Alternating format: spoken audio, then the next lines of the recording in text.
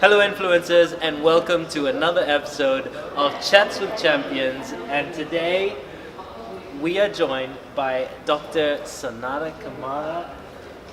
Sonatta, welcome onto the show. Thank you so much. And welcome to Oman. So Dr. Sonatta is a international real estate broker. First of all, tell me, what does an international real estate broker entail? Well, as an international real estate broker, I'm able to sell properties internationally. Even though I'm based in Washington, D.C., if you lived in D.C. and you came to my office and you were interested in investing in Dubai, for example, yes, I'll be able to help you find investment strategies that work for you in any part of the world. And are there many people that are international real estate brokers? No, there's about 3,000 real estate brokers in the world that are certified to become an international real estate broker. Wow. And that's one of the certifications that I have. Oh, excellent. Okay. And so for people out there that are looking to start investing, okay, what sort of tips would you have for a person that's wanting to get in but doesn't know how to start, and whether it's real estate or else? Yeah. Right. Well, I think the first thing always starts with mindset. Okay. Where you are in your mind really depicts on your success of your future. Yeah. So if you think you can, you can. Yes. And if you think you can't, guess You what? You can. Yeah. So it's just a matter of setting up your mindset. So many people, I have people that come to my office say, "Oh, I read 10 books on real estate investing, and so I can do it by myself." But you're in my office, right? So you can't do it by yourself. So my example that I use, well, if you read 10 books on how to drive a car, can you literally get behind a car and drive it effectively, perfectly, without having any hiccups? So that's what I do. I help you understand the roadmap to your success in real estate investing and allow you to be successful in what you have to do and guide you through the process. So once you know how to drive a car, guess what? Now you can drive any car. Okay, great. And let's say a person wants to get started. How would they get started? Okay, well, the first thing, as I mentioned, is the mindset. Yeah. And then you want to partner with a real estate expert such as myself who can guide you through the process. Yeah. There's different investment strategies, different risk levels, different investment levels. So we sit down and we customize a package specifically for you. So let's say, let me use one of my clients, Richard. He was a government worker. Yeah. He approached me about buying a house. So I handled the transaction, went through the process. I helped him buy a townhouse in Washington, D.C. Yes. And immediately after closing, I said, "Richard, have you ever thought about real estate investing?" He goes, "I'm single. I have no children. I have no need to invest in anything. It's just me and myself." And I said, "Yeah, young hotshot, that's the case now, but one day you're going to be married with children. So let me explain to you how this works." So I taught him the strategy of real estate investing. Now Richard now owns 11 properties. And he's married, and he has 3 children. So I've been helping him through the process from the beginning to the end. And it was like seeing someone grow up and mature. And I saw him grow up and mature in the real estate world. So I'm very excited. And because I was able to help him, he was able to refer a lot of his friends, family members, and coworkers to me for real estate investing because he saw how easy it was. Okay. And why do you... First of all, would you like to share your story of how you got involved in international real estate? Okay, well, let me first tell you how I got involved in real estate. Okay. So in America, we have a saying, many mothers will say, "It's my house, it's my rule." Okay. And I said, okay, so if you're telling me it's my house, it's my rule over and over and over, guess what? I'm gonna get my own house. So at age 22, I bought my own house because I can make my own rules. Wow. So in that process, that was my first introduction. 22. That's amazing. Thank you. That's That was my first introduction into real estate. Yeah. And through that process, I went to grad school, went and got my PhD, worked in the corporate sector, and ended up working for Arthur Andersen. And you know about the Enron scandal, maybe you don't, but it's a scandal we had in America back in 2002.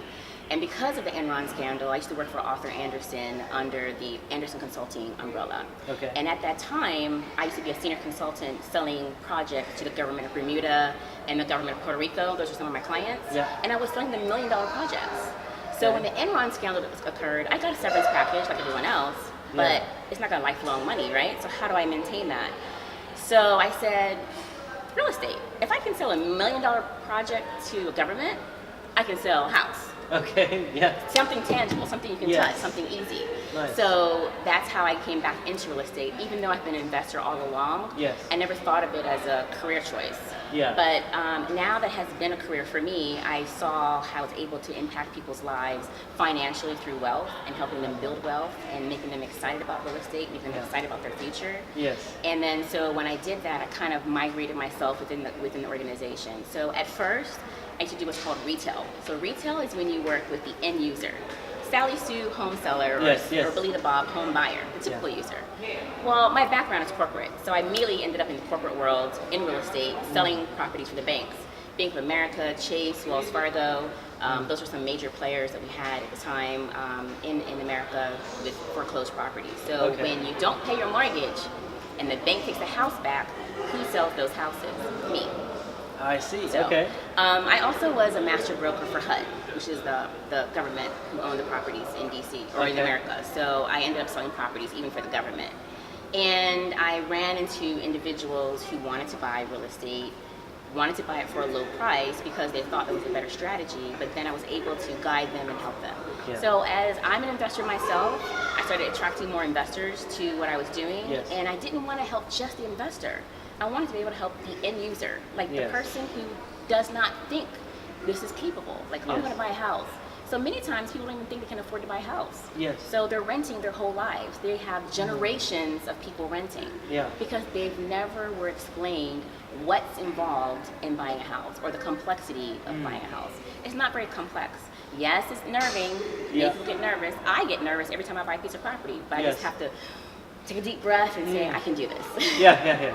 So in doing that, with my love of traveling and my exposure to the world, I decided to up my game even further and become an international real estate broker so I can impact people's lives globally. So what advice would you have for those people that do have these misconceptions of not being able to afford it and not being, property not being attainable to them? So what I'm going to give you another example. Okay. I had a family that came to America. Yes. They did have their resident status visa, Yeah.